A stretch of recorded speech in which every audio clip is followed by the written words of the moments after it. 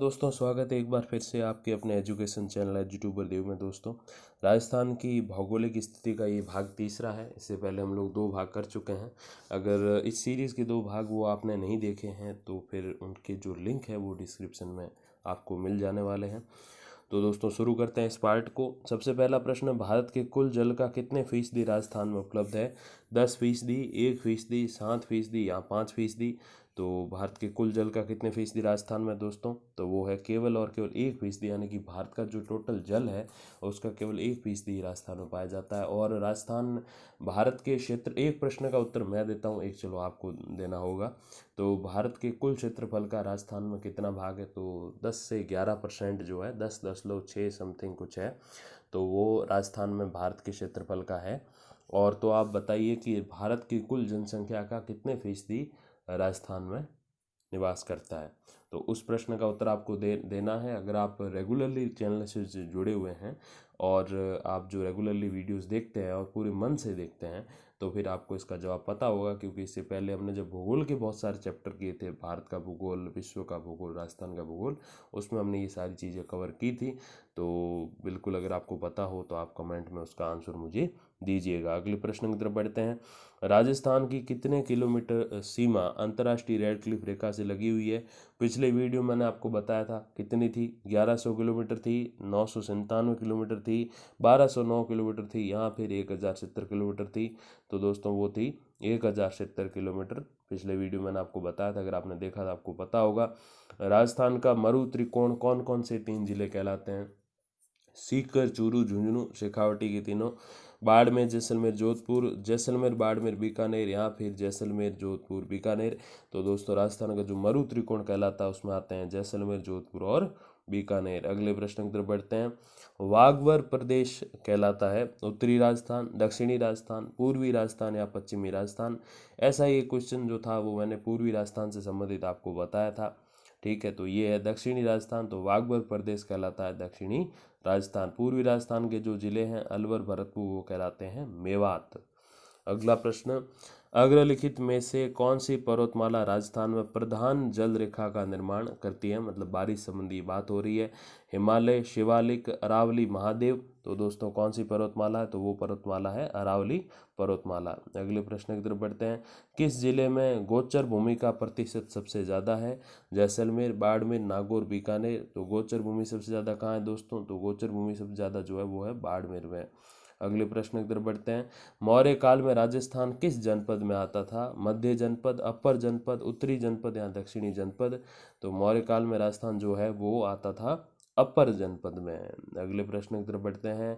ऋग्वेद में उल्लेखित राजस्थान का सबसे प्राचीन जनपद कौन सा है?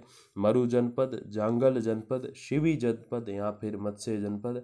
तो ऋग्वेद में जो उल्लेख किया गया है राजस्थान के सबसे पुराने जनपद का, तो वो है दोस्तों मरु जनपद। राजस्थान का अधिकांश, ये अधिकांश भूल में लिखा मैंने, अधिकांश भूभाग कर्क रेखा के किस दिशा में आता है? उत्तर, दक्षिण, समानांतर या फिर इनमें से कोई नहीं? तो दोस्तों, राजस्थान का जो अधिकांश भाग है वो कर्क रेखा के उत्तर दिशा में आता है, क्योंकि कर्क रेखा जो है राजस्थान के दक्षिणी हिस्से से होकर गुजरती है। अगला प्रश्न, मालानी पर्वत राज्य के किन जिलों में विस्तृत है? सिरोही, जालोर, पाली, बाड़मेर? बाड़मेर, जैसलमेर या फिर जालोर, बाड़मेर में? तो मालानी पर्वत दोस्तों जो है वो जालोर, बाड़मेर में विस्तृत है। मालानी से संबंधित एक और बात बता दूं, जो अपने इधर पश्चिमी राजस्थान में जो बाड़मेर से दिल्ली, दिल्ली देश की राजधानी से राजस्थान की राजधानी जयपुर, फिर जोधपुर, बाड़मेर रेलगाड़ी चलती थी कह सकते हैं, कि अभी बंद है। तो उसका नाम था मालानी एक्सप्रेस, और उस मालानी का नाम इसी जो है पहाड़ी क्षेत्र के आधार पर ही रखा गया था, जो कि जालोर, बाड़मेर में आते हैं। तो मालानी से यही तात्पर्य है। तो वो थी मालानी एक्सप्रेस बाड़मेर टू दिल्ली। जो बहुत सारे लोग जो केंद्र सरकार के कर्मचारी हैं, राजस्थान सरकार के कर्मचारी हैं, जो टीचर हैं और उनको पश्चिमी राजस्थान में नौकरी मिली है फर्स्ट ग्रेड, सेकंड ग्रेड की, तो वो तो बहुत अच्छे से जानते हैं कि जो है मालानी एक्सप्रेस क्या है उनके लिए।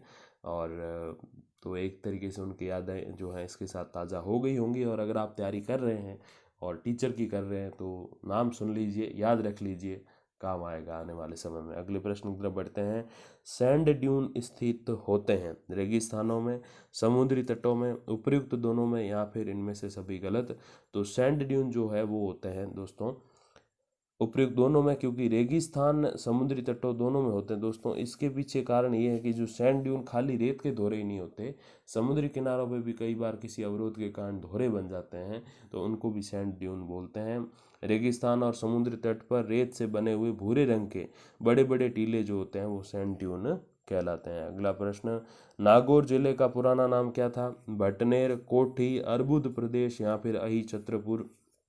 तो दोस्तों नागौर जिले का जो प्राचीन नाम था वो था अहि छत्रपुर। भटनेर जो है वो हनुमानगढ़ का प्राचीन नाम था, और कोठी जो है वो धौलपुर का प्राचीन नाम था दोस्तों। कई बार ये हालांकि हालांकि जो है हनुमानगढ़ और धौलपुर के नाम इतने शायद नहीं पूछेंगे, लेकिन नागौर का तो जरूर बहुत इंपॉर्टेंट है, तो आप अच्छे से याद कर लो। अहि छत्रपुर नागौर को कहा जाता था, हनुमानगढ़ को भटनेर, और कोठी जो था वो धौलपुर का पुराना नाम था। अगले प्रश्न की तरफ बढ़ते हैं। अरावली में विद्यमान किस अंतराल के द्वारा बालू का सबसे अधिक प्रसार पूर्वी राजस्थान में हो रहा है? रूपनगढ़, गिलवा, रामगढ़, मीठड़ी, सांबर। तो अरावली में विद्यमान किस अंतराल के द्वारा जो है बालू का प्रसार इधर हो रहा है? तो दोस्तों वो है मीठड़ी सांबर। अब ये अंतराल क्या है? जहाँ पर जो है अपने यूं कहें कि हम एक जो पहाड़ी श्रृंखलाएं होती हैं उनके बीच में अगर कहीं गैप रह जाता है, देखो जैसे लिखा है कि अरावली विद्यमान, अरावली एक पहाड़ी श्रृंखला है और उसमें विद्यमान अंतराल यानी कि उनके बीच में जो जगह है उसके द्वारा बालू का प्रसार पूर्वी राजस्थान में हो रहा है। मतलब पश्चिमी राजस्थान से पूर्वी राजस्थान की तरफ जो है बालू यानी कि रेत उड़ उड़ के जा रही, क्योंकि वो वहाँ पे पहाड़ी श्रेणियों में जगह है, गैप है। तो वो कौन सी जगह? तो वो है मीठड़ी सांभर जगह। अगला प्रश्न, प्रतापगढ़ किस क्षेत्र का भाग है? गोंडवाना लैंड का, भोराट के पठार का, छप्पन के मैदान का, या फिर कांठल के मैदान का? तो प्रतापगढ़ दोस्तों जो है वो कांठल के मैदान का भाग है। अगले प्रश्न की तरफ बढ़ते हैं। पश्चिमी मेवाड़ की समस्त पहाड़ी भूमि और दक्षिण में डूंगरपुर की सीमा से उत्तर में सिरोही और मारवाड़ की सीमा तक का क्षेत्र क्या कहा जाता है? यानी कि एक तरफ तो है अपने पश्चिमी मेवाड़ यानी कि दक्षिणी राजस्थान, और दूसरी तरफ है डूंगरपुर जो कि जो है वहाँ की सीमा से सिरोही और मारवाड़ यानी कि वापस पश्चिमी राजस्थान की तरफ ये जो त्रिभुज है वो क्या कहलाता है? खड़ीन, मगरा, गिरवा या फिर धरियन। तो दोस्तों ये कहलाता है मगरा।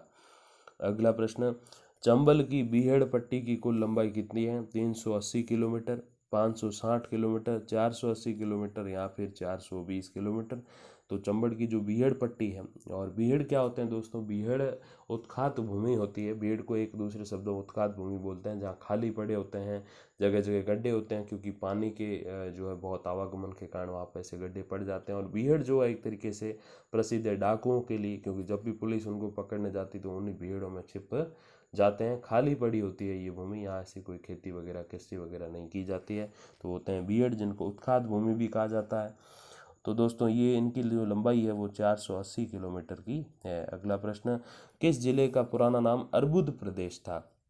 हनुमानगढ़, नागौर, सिरोही, जालोर। तो वो है दोस्तों सिरोही का, क्योंकि एक और भी कारण है, सिरोही में है आबू पर्वत, और आबू को संस्कृत में अर्बुद भी बोलते हैं। अगले प्रश्न की तरफ बढ़ते हैं। राजस्थान के पूर्वी और पश्चिमी भाग में कितना समयांतर रहता है? यानी कि पूर्वी से पश्चिम भाग तक समय का अंतर कितना रहता है? 30 मिनट, 36 मिनट, 38 मिनट या 60 मिनट। तो दोस्तों पूर्व से पश्चिम भाग में जो समयांतर रहता है वो 36 मिनट का रहता है। अगले प्रश्न की तरफ बढ़ते हैं। जुलाई महीने में जो समदाब रेखा मानचित्र पर राजस्थान से होकर गुजरती है वो कौन सी है? 1003 मिलीबार, 1001 मिलीबार, 1028 मिलीबार या फिर 998 मिलीबार। तो जुलाई महीने में जो समदाब रेखा मानचित्र पर राजस्थान से होकर गुजरती है वो है 998 मिलीबार रेखा। अगला प्रश्न, पड़िहारा रण क्षेत्र कहाँ पर स्थित है? मारवाड़ में, मेवाड़ में, मेवात में या शेखावटी में? तो वो तो आप समझ गए होंगे। मारवाड़ तो अपना बाड़मेर, पाली, जालोर। मेवाड़ तो उदयपुर, चित्तौड़गढ़। मेवात तो उधर का हो गया अलवर, भरतपुर। और शेखावटी यानी कि सीकर, चूरू और झुंझुनू। तो पड़ियारा रण क्षेत्र कहाँ है? तो वो है शेखावटी में यानी कि सीकर, चूरू और झुंझुनू में। अगले प्रश्न की तरफ बढ़ते हैं। देश हरों के नाम से जो चर्चित है वो क्या है? रागा और जरगा पर्वत चोटियों के बीच का भाग, कुंभलगढ़ और उदयपुर के बीच का भाग, अचलगढ़ और गोगुंदा के बीच का भाग, या फिर प्रतापगढ़ और चित्तौड़गढ़ के बीच का पहाड़ी क्षेत्र। तो देशहरों के नाम से क्या चर्चित है? तो दोस्तों देशहरों जो है वो रागा और जरगा पर्वत चोटियों के बीच का भाग जो है वो देशहरों के नाम से चर्चित है। अगले प्रश्न की तरफ बढ़ते हैं। मारवाड़ का छोटा माउंट यानी कि लघु माउंट कहलाता कहलाने वाला पीपलूंद कहाँ पर स्थित है? तो असल में तो जो है अपने बड़ा माउंट आबू जो है वो सिरोही में है, जिसको जो है माउंट आबू जो है वो सिरोही में है, तो वो तो है वृहद, लेकिन ये जो है लघु, तो लघु माउंट जो है वो कहाँ पर है? जो पीपलूद में है। और पीपलूद कहाँ आता है? जैसलमेर, बाड़मेर, उदयपुर, सीकर। तो दोस्तों पीपलूद जो है वो बाड़मेर जिले में आता है। अगले प्रश्न की तरफ बढ़ते हैं। किस जिले का प्राचीन नाम गोपालपाल था? बड़ा ही प्यारा सा नाम है। तो गोपालपाल जो था वो किसका था? धौलपुर, अलवर, करौली, नागौर। तो गोपालपाल जो प्राचीन नाम था वो करौली जिले का था। अगले प्रश्न की तरफ बढ़ते हैं। राजस्थान में कुल कितने बंदरगाह हैं? 1, 3, 4 हैं, एक भी नहीं। तो मैंने एक बार भूगोल के राजस्थान का भूगोल का जो हमने अध्ययन किया था तो उसमें भी ये बताया था आपको कि राजस्थान में कोई बंदरगाह नहीं है। और उसके ही अगला प्रश्न ये भी था कि राजस्थान के सर्वाधिक निकट स्थित बंदरगाह कौन सा है? अगर आपने पिछली बार वाला वीडियो देखे हैं हमारे, आप चैनल से जुड़े हुए और अच्छे से मन से देखते हैं वीडियोज़, तो आपको पता होगा कि राजस्थान के सबसे निकट बंदरगाह कौन सा है? कोचीन, तूतीकोरन, कांडला या पारादीप। तो सबसे पास दोस्तों है अपने गुजरात वाला जो बंदरगाह है वो है कांडला बंदरगाह। राजस्थान की कुबड़ पट्टी कहाँ है? कोटा, बूंदी, बाड़मेर, जैसलमेर, नागौर, अजमेर या फिर उदयपुर, चित्तौड़गढ़। तो दोस्तों ये है नागौर अजमेर जो कुबड़ पट्टी कहलाती है। इसके लिए जो रीज़न है वो है उसके जल में फ्लोराइड ज़्यादा होना। हम लोग जानते हैं डीडवाना को, हम लोग जानते हैं अपने कुचामन के पास जो पड़ता है नावा को, और हम लोग जानते हैं सांभर को। तो यहाँ सारा नमक का बिजनेस होता है, यहाँ नमक निकलता है और उसी कारण जो है पानी में खारापन, यानी कि जिसको विज्ञान की भाषा में फ्लोराइड बोलते हैं, तो फ्लोराइड जो है वो ज़्यादा है। और फ्लोराइड ज़्यादा होने से इनको कुबड़ पट्टी इसलिए कहा जाता है क्योंकि वहाँ के लोगों की पीठ जो है वो जल्दी झुक जाती है, एक तरीके से कुबड़ जैसा माहौल हो जाता है। और इसी के साथ साथ शरीर में जो है फ्लोराइड की मात्रा ज़्यादा होने से दांत पीले पड़ जाते हैं और शरीर झुक जाता है। तो इसलिए नागौर अजमेर की इस जो पट्टी है इसको कहते हैं कुबड़ पट्टी।